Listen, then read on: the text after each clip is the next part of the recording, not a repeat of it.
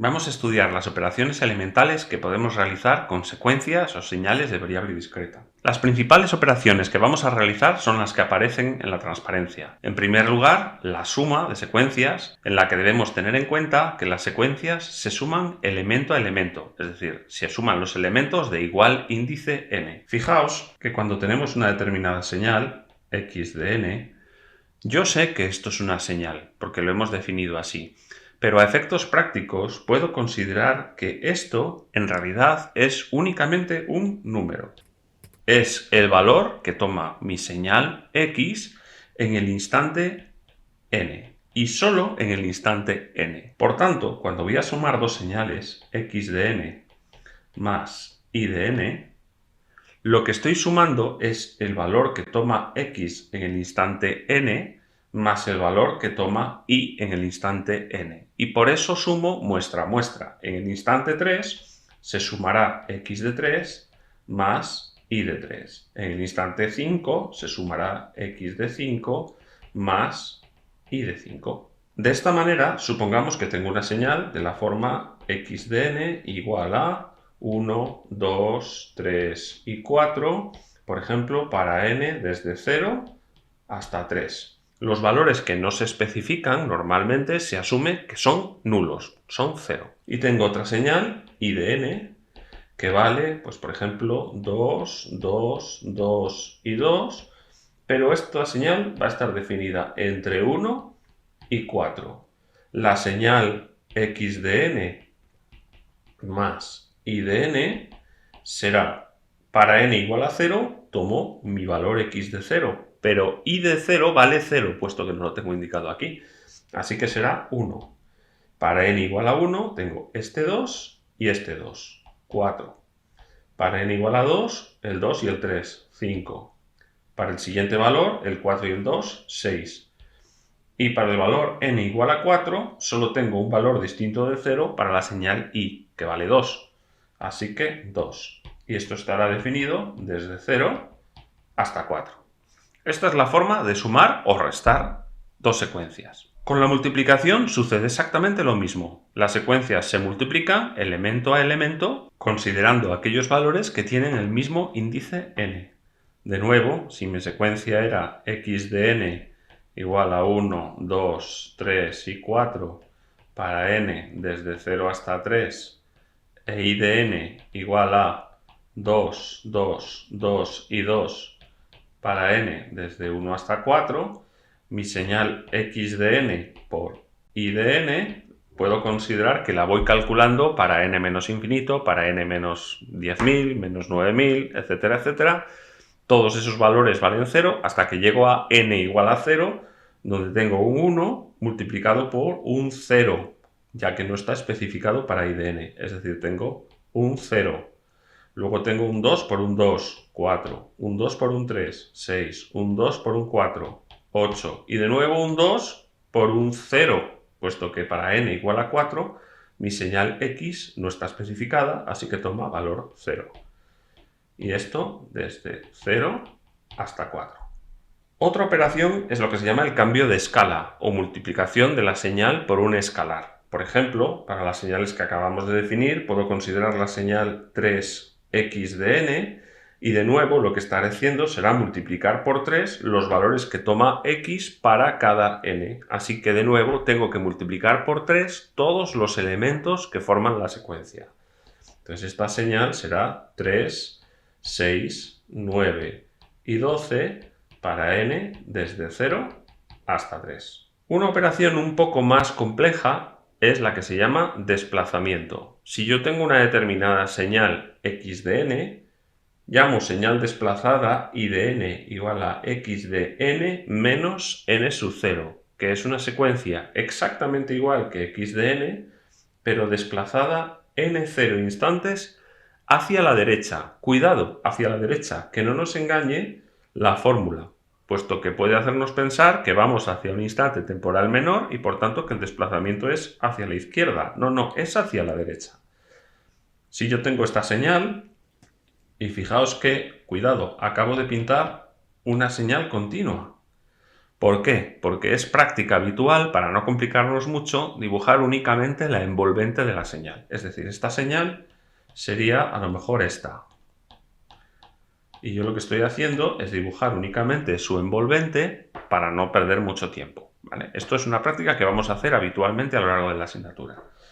Pues la señal x de n menos 4 será una señal exactamente igual, pero desplazada 4 muestras hacia la derecha, ¿vale? Sus muestras son las mismas, pero están desplazadas 4 hacia la derecha.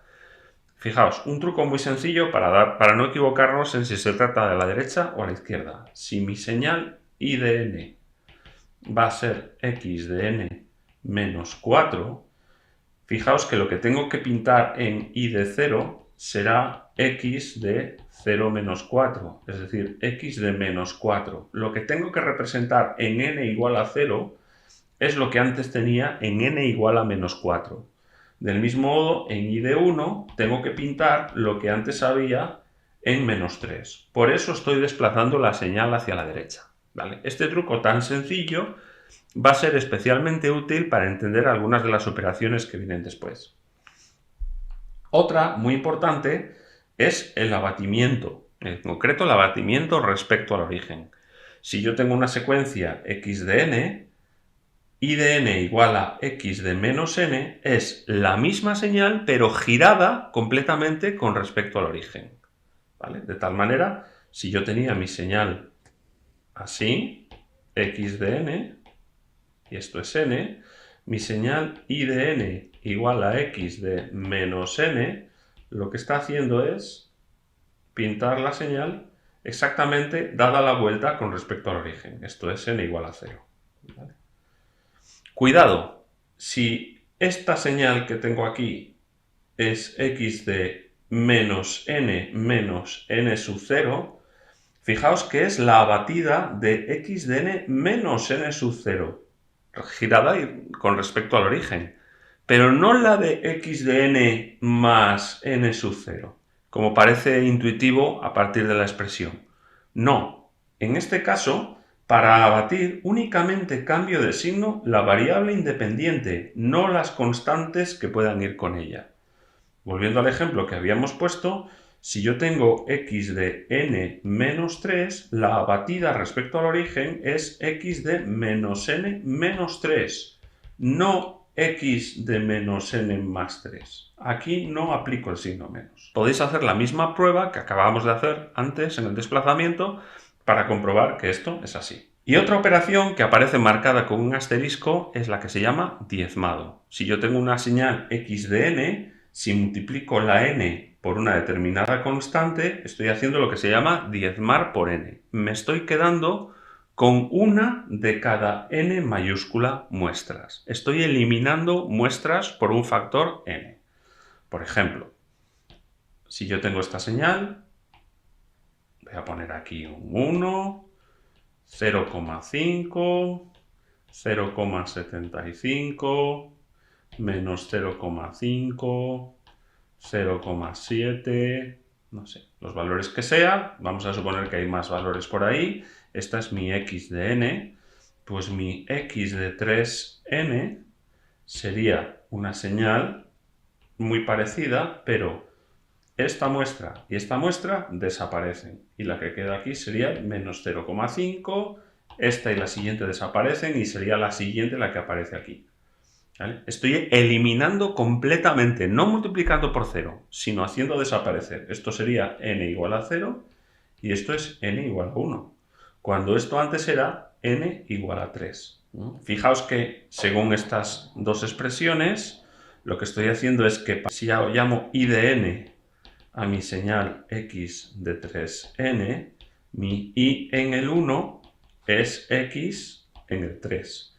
Mi i en el 2 es x en el 6. Es decir, estoy comprimiendo la señal en el dominio de la variable n, en el dominio temporal, haciendo que todas las muestras estén un poquito más juntas y las intermedias desaparezcan. ¿Por qué aparece con un asterisco esto? Porque el diezmado también es el nombre de otra operación más complicada, ya de procesado, un algoritmo de procesado más complejo que veremos un poquito más adelante. está relacionada con esta, pero no es exactamente la misma. Así que tendremos que tener un poco de cuidado en distinguir por el contexto cuando nos están hablando de una y cuando nos están hablando de otra. Al igual que sucedía con el desplazamiento, mucho cuidado. X de n mayúscula por n minúscula menos n sub 0 es la versión diezmada de x de n menos n sub 0. Fijaos que de nuevo este factor que estoy incluyendo no afecta a la constante n sub 0 que he metido ahí, solo afecta a la variable independiente.